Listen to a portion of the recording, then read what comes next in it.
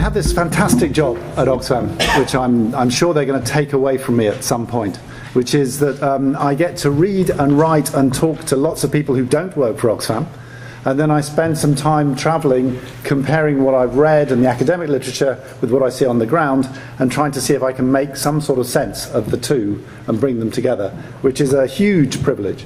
And out of that come the blog you mentioned. I must say, although the numbers are okay, it's well short of Kim Kardashian on the sort of, on the Twitter and blogging front. And then papers, and then the occasional, very occasional book. And this meeting is to present some of the arguments in the new book, How Change Happens. So I'll start off actually with one of the high point of that lovely job I've got is when you go somewhere, you talk to people, and you see it's a field trip, as we call it, a horrible phrase, but you go on a field trip and suddenly it turns into this extraordinary seminar where light bulbs go on in your head every few hours, and you put together lots of ideas, and you come away with a different view of the world. It happens, every couple of years, one of these fantastic things happens. And in 2006, for the last book, From Poverty to Power, I went to a fishing community in India, and had one of these, intense experiences, which, in a way, the book has spent 10 years systematizing what I learnt in a couple of days in this fishing community. So I thought I'd start with that and then show where it goes from there. So these people are fishing villages, an overnight train ride away from Delhi in a very arid area called the Bundelkhand. And they've been fishing for centuries on these large man-made lakes. They call them ponds. And then about 20 years ago, and they're at the bottom of the caste pecking order, so they're lower caste. Absolutely crucial in India, as you know, I'm sure, in terms of defining your expectations, self-image, idea of what is possible. Then about 20 years ago, someone realized that you could make the ponds far more productive by putting in fish fry, by putting in eggs or baby fish, and suddenly the yields of the ponds would go up massively, which was a disaster, because once that happened, the upper caste people in the area smelt money and drove all the fishing communities off their ponds.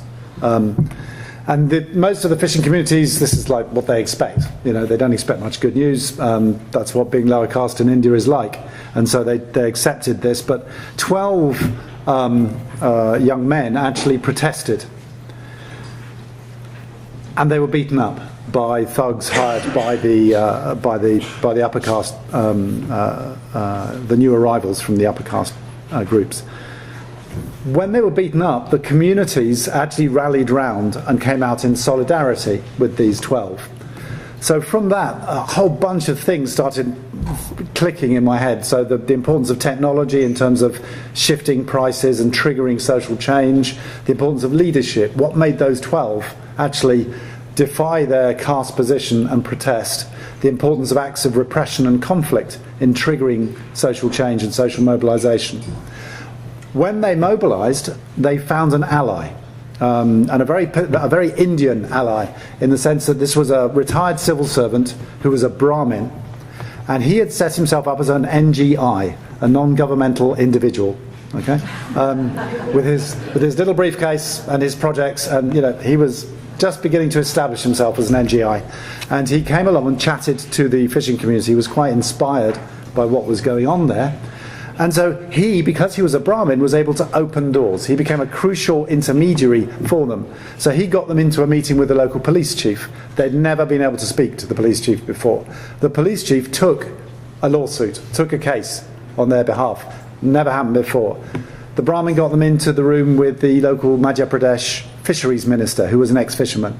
Again, these kind of contacts were beyond their imagination before that happened. So the importance of allies with unusual suspects was very important in this. Both the Brahmin himself, but also the fisheries minister.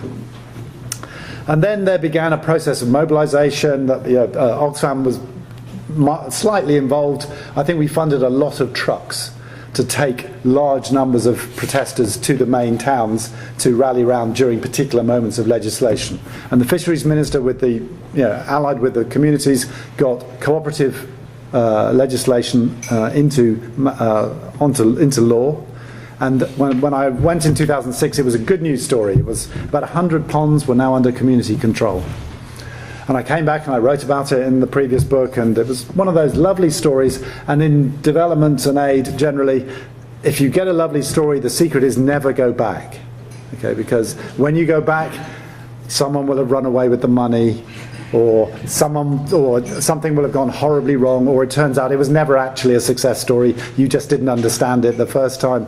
And so I just left well alone for a while. But this year, because I was writing the book and it was such a formative influence, I went back. It was very risky, but it paid off, because when I got back there with the same Brahmin guy, we've revisited the communities, and they have gone from strength to strength. So they now have 250 villages under control. The Brahmin is no longer necessary. This was quite interesting, because the Indian government a few years ago passed a rule that any corporation, a large corporation, has to spend 2% of its profits on social responsibility, which has led to an epidemic of toilet building in India, because large companies love toilets. They're not political. You can put your logo on them. And the Brahmin now has 80 staff busily building toilets. Some of them for chickens, some of them for storage, some of them even for toilets. But what he isn't doing is working with the fishermen, right, and the fisherwomen. But the fishing community said, that's fine, we don't need him anymore. We've got enough votes and enough organisation that the politicians and the police talk to us directly. So that was great. We needed that at the beginning, but now it's fine. The other big change, I sat down in a room with about 30 or 40 of the community leaders, men and women, and for the first time in 30 years working in aid and development, at one point in the meeting I had to say, could the women just shut up for a minute and let the men talk, because I want to hear what the men think about all this. This was, and that was a transformation just since 2006.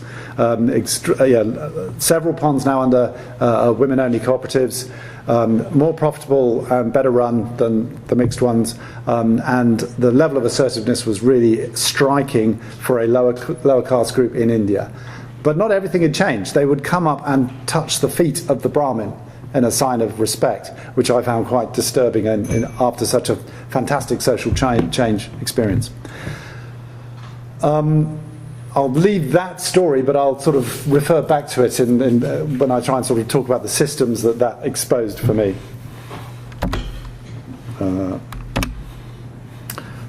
So the theme of the book is how change happens. Big theme and not a new theme. Heraclitus, 6th century BC. Karl Marx, a famous quote from Karl Marx that philosophers have interpreted the world, the point is to change it.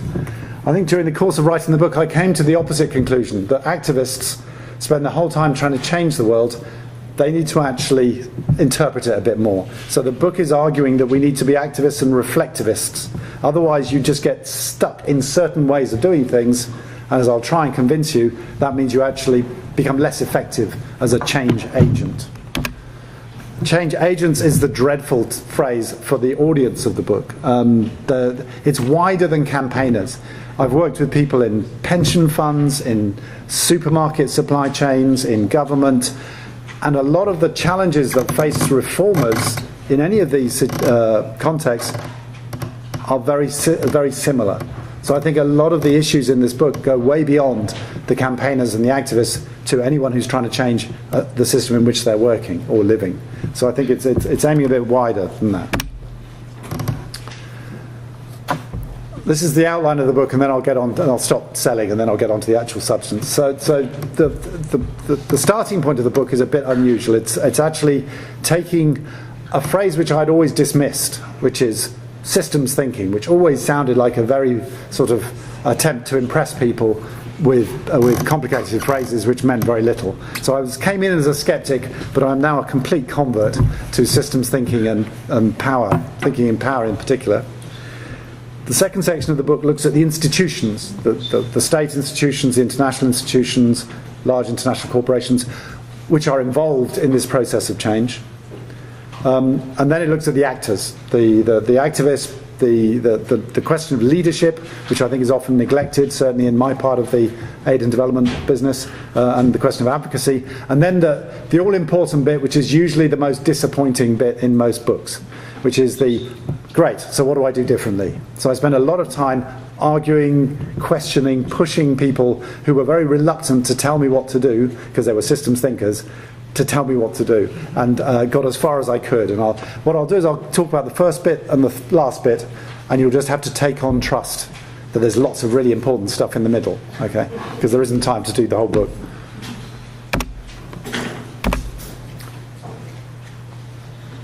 The cake, all right? To make a cake, you need ingredients, you need a recipe, and you need an oven. And wherever you are, whoever you are, whenever you are in history, if you follow the recipe and your ingredients are okay and the oven works, you will produce something cake-like. My cakes don't look as nice as this, but they are more or less edible. This is the project. This is the ultimate mental model around which aid, development, and activism are built. The idea is that you come up with an idea, a good idea, some activities. You can predict in advance roughly what those activities will achieve. You get some money to do it. You implement the project plan, and then you measure the impact and attribute the results to your activities. It's got some bells and whistles, but it's essentially quite a linear process. It's a linear process of plan, implement, measure, more money. And that's how the aid business works. The trouble is we're implementing it in systems like this. Okay? So this is a US military PowerPoint. Even the military are doomed to PowerPoint, it seems. And it's a stakeholder map from Afghanistan. And it's a really good effort to understand a complex system. In that system, lots of different players are linked and influence lots of other players, and there are so many links and feedback loops that this system behaves as a complex system. A complex system has particular characteristics. If you intervene in this system, if you poke it with $100 million of aid or 10,000 US Marines, effects will ripple through all those different feedback loops, and it is unknowable what will happen. It is not just that you have to be smart. However smart you are, there are so many connections that it is impossible to predict the result of an intervention. Another characteristic of these systems is that they change all the time, but you cannot actually attribute change with any certainty to a particular cause. And this is life. This is driving across Geneva. This is raising a child. This is all the things we move around in our daily lives. But when we talk about aid, development, and activism, we go back to the cake. Right? So we have this linear model to deal with a profoundly non-linear world. So what do people do? Well, one thing is to look for things which are almost linear in this complex system. You think, well, if I just do vaccinations, and I do 100 vaccinations, that'll help 100 kids, 200 vaccinations will help 200 kids. It's essentially a linear system, and I just hope the rest of the system doesn't fall on top of me and mess up my project. The other thing that aid workers and activists typically do is get very good at lying. Okay. So there's some fantastic work by Ros Iben at the Institute of Development Studies, who used to be DFID's Chief Development Advisor, and she's an anthropologist, and she watches how aid workers become really adept at facing in two directions at once.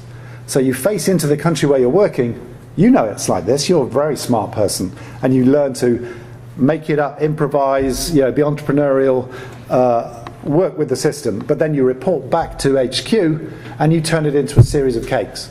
Okay, you turn it all into nice projects which did exactly what it said at the outset, and everything's nice and your bosses are happy. And you learn to ride those two horses. And I think, fine, that's kind of interesting, but it's a terrible waste of energy. And the argument of the book is if we can actually bring those two things together and think about systems from the outset, we will be better as change agents than if we have this kind of deep cognitive dissonance between reality and planning. So some of the dynamics of complex systems I think are very important in terms of bringing change around. Complex systems are very seldom smoothly changing. They are characterized by spikes. Things which happen which you don't expect. Things which throw power relations and the status quo up in the air, and when things come down, they look different. We may be facing a really big one of these tomorrow. But I'm banned by Oxfam, luckily, about talking about that, so I don't have to think about it. Can't help thinking about it, but I'm not going to talk about it. Brexit, another critical juncture. Global financial crisis, wars, conflicts, but at a smaller scale too. In that fishing community, the attack on the 12 fishermen was a critical juncture for that community. So you see a kind of at different scales, the same pattern, critical junctures. Now, if you're a change agent and you know that change is going to be clustered around these spikes, the question then is, how do you prepare for them?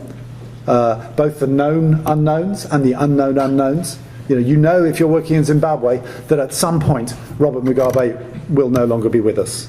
Okay, that is a kind of fact of biology, I think. And so, if you're thinking about change in Zimbabwe, you would think about, well, how do we prepare for that, and then how do we react to it? If you're an activist on climate change, you know there will be climate events.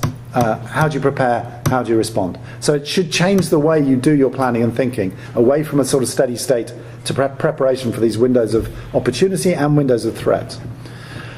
The other obvious point about these complex systems is that each one of them is different, and each one of them is a product of its own history. But we go into them full of confidence that we have our best practice guidelines and our frameworks and our blueprints and our project toolkits. How much do we have to throw those away, or how do we adapt them to the fact that each context is totally different? And I think I'm more in the adapting than in the chuck them away and start from nothing, but it varies. So the problem for a traditional planner or a traditional change agent is, how do you do your plan when you don't know what's going to happen? And for campaigners, how do you campaign for something while actually admitting that you don't know what the answer is? Campaigners always claim to have the answer to tax havens, climate change, arms trade, and we don't. We know there's a problem there which needs a big, comprehensive effort to solve it. If you actually are serious about systems, you won't claim to have the answers. But that makes you a much less convincing campaigner and a much less interesting interviewee for a journalist. So I got someone phoning me up after this to interview me about the book, and I'm going to have to say I have no idea. He probably won't run the story. Okay, but there we go. Mike Tyson, who's not a nice man but has a great soundbite, summed up the nature of working in complex systems. Everyone has a plan until they get punched in the mouth. And anybody who's done a campaign, and just as you're about to launch a campaign, found something go horribly wrong, the government suddenly does a big announcement, or something goes wrong, will have this feeling of events mess you up. The second sort of big chunk of this, I think, is power. I wrote a lot of the cultural references in the book come from when my children were teenagers. They're now grown up, and so there's a period quality. So The Matrix, The Wire, Harry Potter all feature prominently in the book, and then they just stop because my kids stopped talking to me when they were about 16. But this is from the first Matrix film. Please don't watch the other two. Okay, if you've been unlucky enough to watch the other two, I'm sorry, they're dreadful. But the first Matrix film is very good, and in it, Neo, the thinly disguised Christ figure, has a moment, an epiphany, when he can see the matrix behind reality, the ones and noughts, which are the underlying nature of reality, and he becomes invincible. And at certain points during the work for this book, I had a kind of Neo-like self-delusion that if I could just make power visible, I would understand far, far more about development and change. And so what I did was look at a whole series of tools and ways to understand power and try and make them practically useful in terms of my work and the work of people I'm working with in Oxfam and elsewhere, to see if power analysis can actually be a useful tool in designing and working on issues of change. There's one paragraph of Michel Foucault which I think I half understood. Every other paragraph means nothing to me. But this one I put up because I think I understood it, and I'm very proud of having understood a whole paragraph of Foucault. And it's about it's about how you interiorize inferiority because of the gaze. You have this sense of the gaze that is on you. If you're a woman in a man's world, if you're disabled, surrounded by able-bodied people, if you're indigenous, if you're one of those lower caste fishing community members, you will have that experience of feeling oppressed by the gaze. That's kind of not terribly uplifting as a concept, and I quite like the fact that large numbers of people get out from under the gaze and find ways around it. These are some women from Guatemala who talked about when they were children, they were just told, you're inferior, you're just a girl, what do you know? And then they had a moment when they discovered power within. And one of the more useful ways of thinking about power comes from a colleague at Oxfam, a woman called Jo Rowlands, who wrote a really good book on power and women's empowerment in Honduras.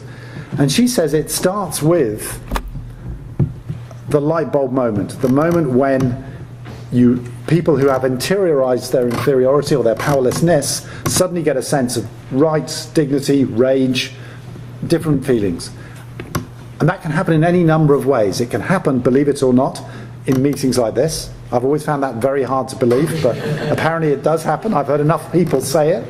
I once met an indigenous activist in Bolivia who over a beer said, you know, Duncan, the thing that changed my life was ILO Convention 169. You know, not a common conversation, it has to be said, but very exciting that he read that ILO Convention on Indigenous rights and said, the Indigenous part of me woke up, and he became impassioned advocate for Indigenous rights in Bolivia. Different things do it. When people switch on that light bulb, they look around and they see people in similar situations going through the same experience, and you just start meeting up, organising, discovering a sense of power with. And one of the great joys in Oxfam is watching how quickly power with spirals out of our control. Right? So, for example, in Nepal, we had this terribly nice project, okay? Women's discussion classes in the villages, which would get women out from being fairly isolated in their homes, and they would discuss the issues, they would decide what topics, and we'd bring in speakers, our partners, working through a partner, bring in speakers. Lovely, you could sell that to anyone. Within a couple of months, they were planning how to burn down the alcohol stalls in the village, because the alcohol stalls were selling liquor to their men, and their men were beating them up. At which point, we went into risk management mode. You know, that wasn't the idea. What are we going to do now? But it's fantastic in terms of empowerment and people just taking it and running with it and deciding what would change their situation. I don't advocate arson as Oxfam, but this is just what emerged, and these are the kind of things that happen once power with kicks off. Once you have power with, you have power to influence allocation of resources, decisions, laws, attitudes, and power over. One of the quotes which people throw around, which I hate, is that old one about absolute power corrupts. Absolutely. I mean, that is just such a disempowering view of power. It's really stupid, and actually power over how decisions are made can be really crucial. Just speaking as a parent, having power over and using it wisely in order to create a new generation of activists, in the case of my kids, and that bit of very effective brainwashing has been very good use of power over. But everybody has their own way of using it. Okay, so an example of power analysis. We use it in our big campaigns, the big campaign for the Arms Trade Treaty, debt relief, current one on climate change, but we use it at a local level too. This is a experience in Tajikistan. Anybody from Tajikistan here? Good, excellent. I hate it when people are actually from the country, because then they just go, that's not true. But if there's no one from Tajikistan, I can now speak with total confidence, having been there a whole week. So Tajikistan was left high and dry by the retreat of the Soviet Union. It was one of the poorest parts of the Soviet Empire, and it has all number of problems. It has the highest level of remittances of any country in the world, because all the men go to Russia to work on construction. And we were working on water and sanitation, which are in a very bad state of disrepair. and we were trying to get communities to be more involved in the management of water and sanitation. Has the sound mysteriously come on? The acoustics have definitely changed. Yeah, okay. So you can take your earpiece off if you want. Yes. Sorry if I've been shouting for the last 20 minutes. That was an accident. So we spent a few days talking to people in villages about the water and sanitation system. Then we came back to the capital, to the Oxfam office, and with all our Tajik staff and Tajik partners, we did what NGOs always do. We got out the flip charts, okay? This is how we work. And we said, okay, who has power in the village? And they said what activists always say. Well, there's the state and there's the people. Job done. That's who there is. And we went, yeah, great. Any more nuance underneath that? Any more detail? And people started talking. They relaxed and said, well, you know, people really respect the teacher and the doctor because they're educated people with lots of contacts, and you go to them if you need help with filling in forms or dealing with bureaucracy. And people, if they have bad dreams, they go to the imam. So the imam has, you know, influence both for their religious role, but also in terms of helping people understand difficult personal moments. And if you want to reach the mayor's lover is a very useful channel, because the mayor's lover has huge influence over the mayor. So you try and get to the mayor's lover with your question or your comment or your demand. And suddenly they painted this kind of an ecosystem of power, which is what it always is. It's never a binary of state and citizen. And we said to them, okay, great. In that case, put them on this 2x2. Another thing NGOs always do is 2x2s. On the x-axis, how much do they care about water and sanitation? And on the y-axis, how important, how influential are they? If they care a lot about water and sanitation, but they have no power, no influence in the village, what can we do to increase that power? Can we get them organised? Can we put them in touch with the equivalent of the Brahmin? How do we get them up in terms of influence? If they're very influential but they don't care about water and sanitation, what would persuade them? Now, good researchers like UNRISD will always say another paper should do it. And sometimes that's true, but often it isn't. What will change their minds is a personal experience, taking them to see some really bad water and sanitation, an order from a boss, or a comment from someone they respect, a peer. Different things work in terms of shifting them from the don't care to the care. And the more you can get people up to the top right-hand side, the more you've got the chance of getting something moving. So it's a very simple tool, but I think it's quite useful in terms of people thinking about who they're trying to influence, what they're trying to do with that. So I showed this to one of my brainwashed sons, who's is a community organiser. He's not at all brainwashed. He's very, very smart. And he read it, and he works for an organisation called Citizens UK, which is really interesting, working with grassroots churches, mosques and schools in London to organise at the grassroots. And he said, this is great, but it will have no impact on someone like me at all, which was kind of depressing. And he said, unless you can boil it down to 2 slides, it's just one of those books you'll read and just, you know, come out the other end. And I said, but, you know, Callum, the whole point of the book is that you can't have toolkits and you can't have sort of simplistic recipes, that you've got to think about the system. And he said, fine, but you've got to do something, otherwise it's just going to have no impact. So I pushed it as far as I could and came up with this thing called a power and systems approach. And it's asking activists to consider the kinds of people they are and the kinds of questions they need to ask. But it's not saying what the answers should be. So I'm trying to steer clear of being too prescriptive. So the kinds of people that make good change agents in this world of systems and complexity, I think, are people who are curious. People who are really interested in what's happening out there, beyond the project, beyond your organisation, out there in society, politics, the economy. And I'm not convinced that the majority of activists are in this space. I find a lot of people who want to know enough to do their campaign or their project, but they don't then keep asking questions. And when I travel around and talk to Oxfam staff, it's often the younger national members of staff who talk about it in the bar after work, who are really into the understanding the system, and the jaded old white men in shorts are just trying to get through the day and do the plan.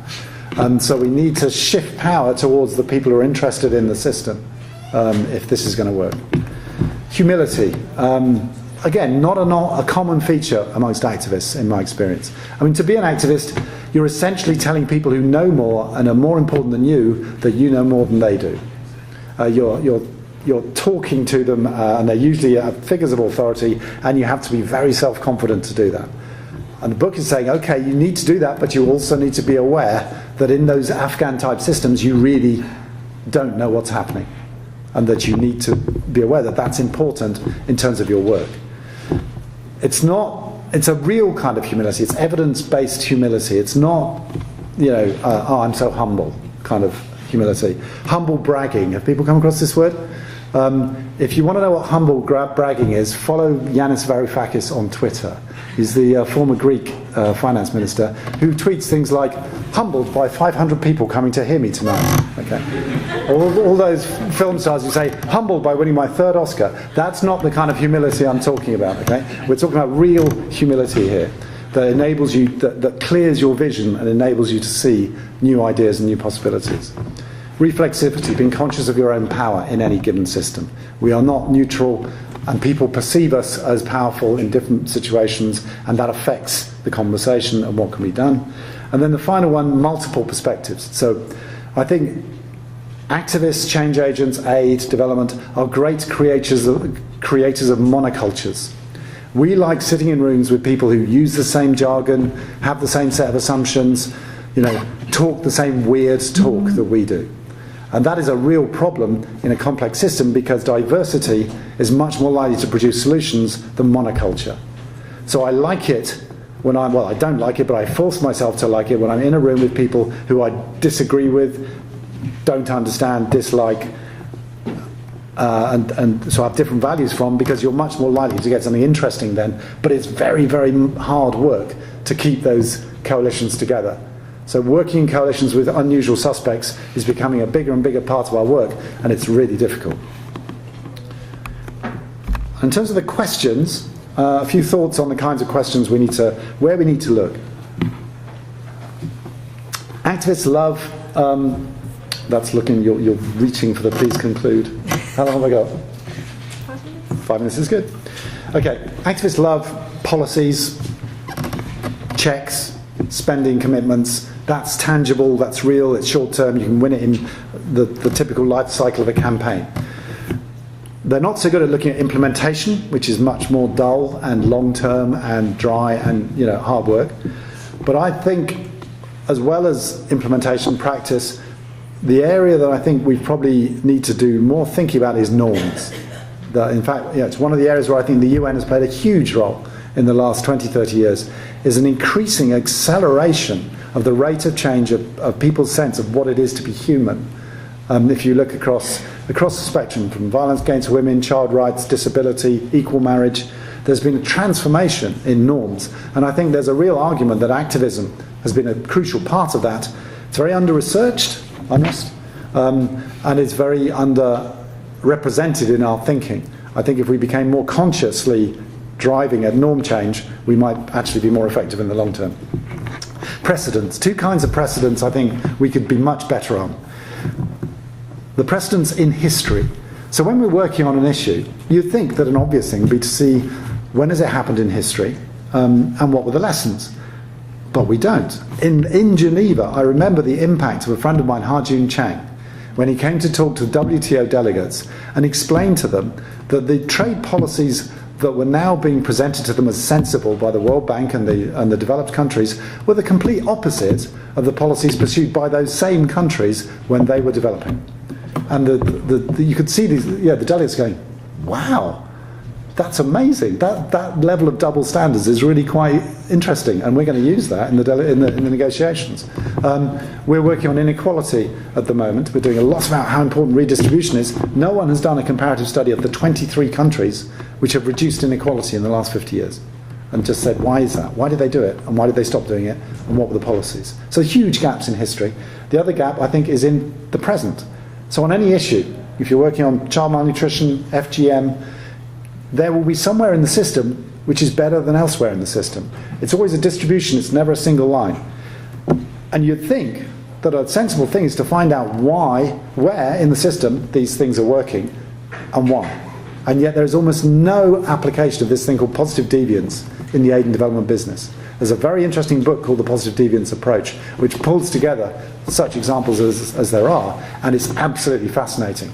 The problem is it doesn't cost much money, it just requires looking, and it's hard to turn into a nice, neat project, but it's really potential, huge potential for using precedents to improve our understanding of how change happens. Power, I've talked about getting the idea that power is the underlying force field in development and trying to make power visible and then trying to work on its redistribution as a kind of the overview of what we're trying to do a lot of the time. And then let's assume that whatever we start off doing as change agents is not optimal and may well be wrong. How good are we at the feedback? How quickly will we realise that we need to tweak? And what's the mechanism for doing that, for both sensing that we need a course correction and making a decision to change direction? And then we go to the funders or whoever supports it and say, this is what we found, we want to change, will they come with us? So a whole thing needs to be put in place there about how do you navigate through complex systems rather than blunder on with your plan, whatever happens. Okay, my last minute, I will zoom back out. Organisations like Oxfam, and to a certain extent the UN, are guilty of always focusing on what needs to be done, which means we actually focus a lot of the time on bad stuff. You know, we focus on Syria, we focus on hunger, we focus on climate change. And I do think that leads to a distorted idea of what's going on out there in the public. And part of the argument of the book is that we are actually in a period of extraordinary fast change, much of it really positive. I'm going to keep telling myself this tomorrow. This is an age of development. If you just look at it in terms of the stats, and in terms of infant mortality, literacy, women's rights, this last 70 years has been unprecedented in the history of mankind. Now, a lot of that has not actually been down to activists, okay? Let's be honest. A lot of it is down to technology, demography, good governance, a whole range of other things. But I think deliberate efforts to bring about change has been a part of that.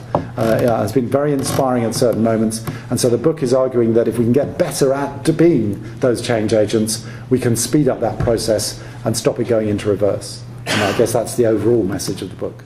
Thanks very much. So, first of all, my first comment is around sustainable development. We're now living in the Sustainable Development Goals 2030 agenda, and these sustainable development problems cannot be defined separately from the system from which they emerge. And your message is that we can do what we should do what we can from where we stand. My question is also then, how do we connect this micro, meso, macro? You were saying we have all of these characteristics at all the different levels of the system.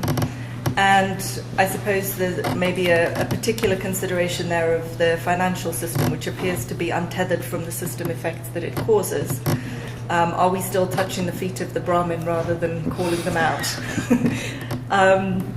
My next question, so the book is very timely with talking about complex adaptive systems, and the systems thinking and approaches are very much gaining ground at the moment. And with my work, I'm finding a lot of people are using the word systems thinking, systems approaches, without necessarily changing anything that they're doing. So we find this in people who are working, for example, and these are random examples, health and education, who simply, rather than saying health sector and education sector, are now saying health system and education system. And at the same time, you find this in research and in publications or in research proposals for funding, where you really have the feeling that people have just done a find and replace all for the words sector and system. So how can we work with or against that? And I don't mean this to come off as some kind of ideological purity, and unless you do it my way, then you have no business in doing this at all.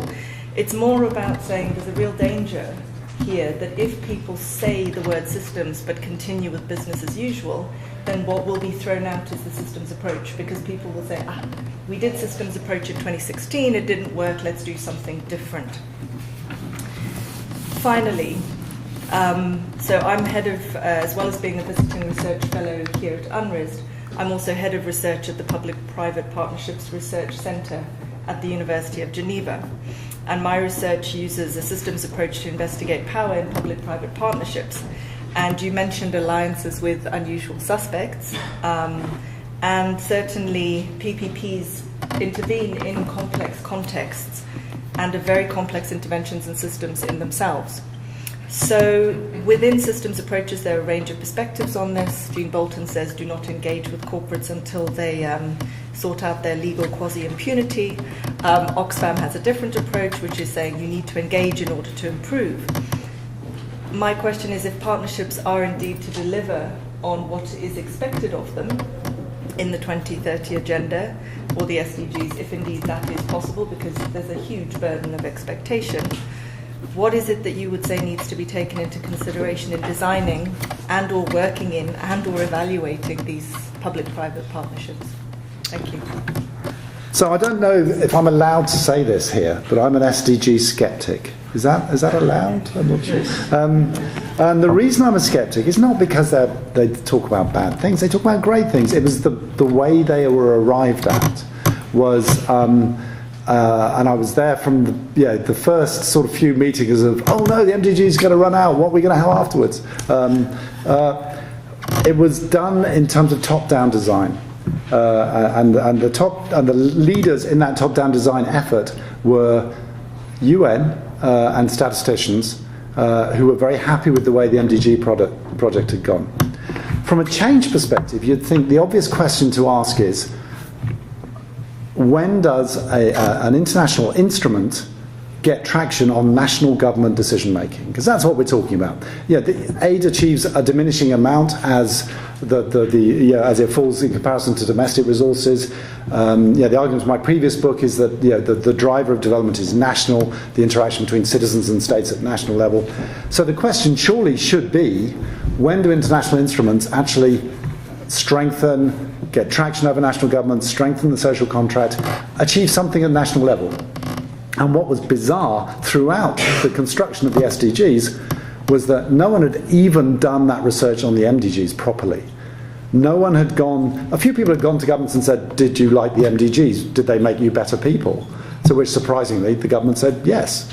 But no one had actually done a really serious piece of work on what kinds of international instruments, there are so many different international instruments which may have ties over you, conventions, things you've ratified, regional agreements, which of these have traction over you and why, and then use that to design the SDGs. Didn't happen. So it's very much driven by the data community and the aid community, I would say.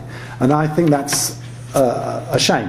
One example, I think it's quite plausible that the best way to get pressure on the government is to have regional league tables so that India gets shamed up by Bangladesh's performance on certain areas every couple of years. So therefore, the reporting of the SDGs should be based on regional league tables. Those weren't the questions being asked, and I think that's a real shame. So I think that there was a missed opportunity. On the second question, there's a real there's a colleague of mine at LSE who's very unconvinced by systems thinking, and he says the trouble is people say it's a system and therefore you should do what I was going to say anyway. All right? And that's his kind of characteristic of systems discussions, and he does have a point. So it's all things to all people. You can use them however you want, and people tend to use it to justify whatever they want to do. So there's the weakness of systems thinking as a frame. But I think the way to get around that is to say, okay, so look at the dynamics of systems and how is what you're proposing compatible with the way systems change.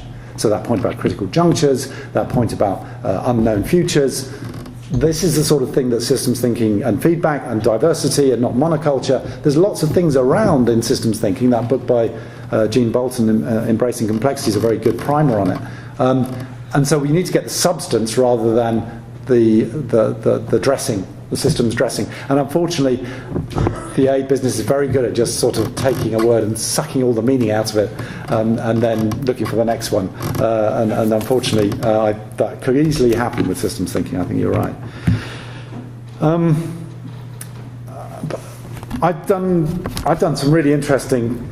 I suppose they were public-private partnerships. They didn't involve large amounts of money going to build condo blocks in Myanmar. They were, which was the last public-private partnership I looked at.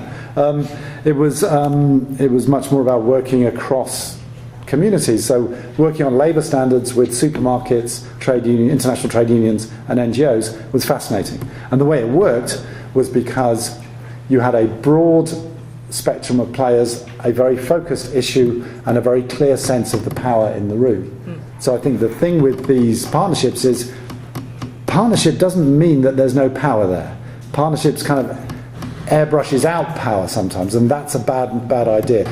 Robert Chambers, who's one of my heroes, says in any conversation you should at least ask yourself at some point who is the upper and who is the lower in this conversation, and then make allowances in terms of what comes next. And partnerships have uppers and lowers.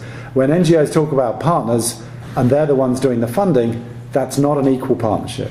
That's a partnership with power involved, and you need to think very seriously about what can you put in place to correct the imbalance of power.